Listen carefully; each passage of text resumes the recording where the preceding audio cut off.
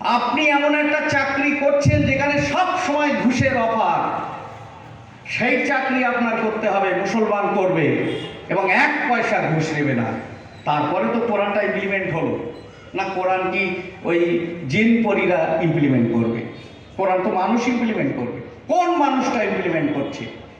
যেই চাকরি পেয়ে যাচ্ছে, যেই ডাক্তার হয়ে যাচ্ছে, যেই অন্য পেশায় চলে যাচ্ছে, সঙ্গে সঙ্গে এই যে সমাজ যে আপনাকে তুলেছে তার দিকে আর মুখ ফিরিয়ে তাকাচ্ছেন না।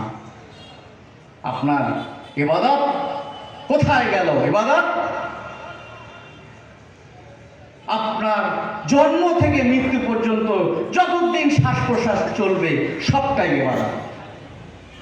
আপনি যদি কালকে রাত্রে ঘুমিয়ে পড়েন যে কালকের একজনকে সর্বনাশ করব, সারা রাতের ইবাদতটা আপনার ওই সবচেয়ে পাপের খাতায় লিপিবদ্ধ হবে।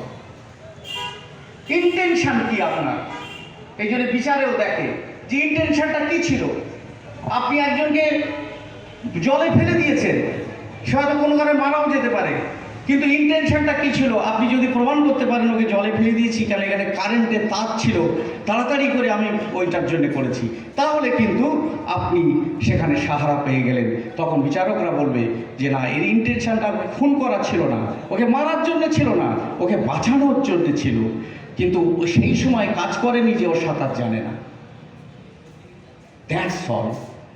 আপনি যদি গুগলটা এইটা দিস ইজ দিস, একটা ভদ্রলোক লেখাপড়া কিচ্ছু জানে না, সে যদি তার এই মাথাটা খাটায় সব করে দেবে, কোনো কিছু দরকার নেই। তার মানে আমি বলছি না যে লেখাপড়া শিখতে হবে না, কিন্তু এমনই এই কাজগুলো আমাদের করা আছে।